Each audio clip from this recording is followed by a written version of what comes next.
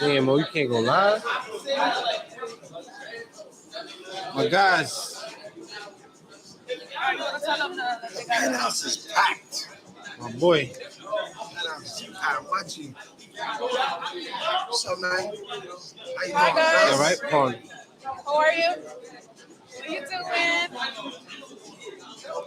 My man bun. Not live yet. That's from the Penthouse page. Shut the radio. We shut the TV off.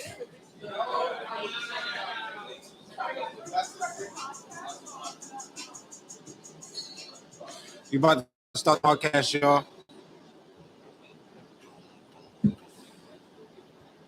448 talk where we talk about every and everything cannabis and real life shit. Can we shut that fan? Right now I'm smoking the triple threat, y'all. I'm mixing the Katana with the Goonies with the Chuckles. How you feel about that, Mo? Shout out to everybody. I think that's pretty dope. It's a lot of weed. You ain't gonna get it all in one blow. Not in one blunt, but through the course of the show. Through the course of the show. Nah, but Mo, can I really work here though? How you gonna work here? At night. Do what? Whatever. I need extra money and fuck that, man. I need to learn how to be a boss. So how much you gonna give me to teach you how to be a boss? That's why I'm working. How much you gonna give me to work? That's the question. Minimum wage. I don't really need anybody right now. Yeah, you always need somebody. You always need somebody. It'd be real hard to train you my way. You're an old dog at this point. Nah, I'm very easy to work with. Easy. You think so? Yeah, to follow orders good. Oh, shit. Last week I knocked it over and I think that shut the podcast off. I'm trying to get me a permanent job at the Penthouse, man. Mo.B don't want to hire me. He says see more potential in me than to be a worker. Hey, what's going on, everybody? This is Mo.B. Dank. We're live at the Penthouse Cafe. It's Tuesday, January 25th. Alongside me is my co-host, motherfucking Sunny, motherfucking Pizzak, Jizzak. We have a full house today. We got King Cannabis in the building. We have 41 Hemi in the building. DJ Cannabis is always here, man. The whole crew over there. Thank you everybody for joining in. We got Harlem in the building. We got DJ Stiz in the house. Right. We got Harlem in the building. We got the Young Gunners in the building today, man. Come chill in, tap in live on the live podcast. Check us out. How's everybody doing today? See, it's the end of January already, just like that. You know, we went from Happy New Year to hey, what's going Happy on? Valentine's Day. Happy Valentine's Day is right around the corner. Sonny, how you feeling? I'm blessed. I'm happy to be alive. You are blessed. You are happy to be alive. How's your daughter doing?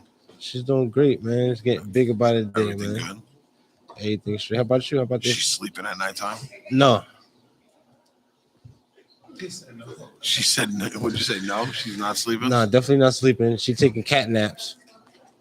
I mean, listen. She's what, 3 months old? No. 2 months? 1 month. 1 month. How can she be 1 month? She a month in a couple weeks. When's her birthday? December 19th. December 19th. Mm-hmm. So she's already almost 2 months. Yep. See how fast time go by? Turn it on.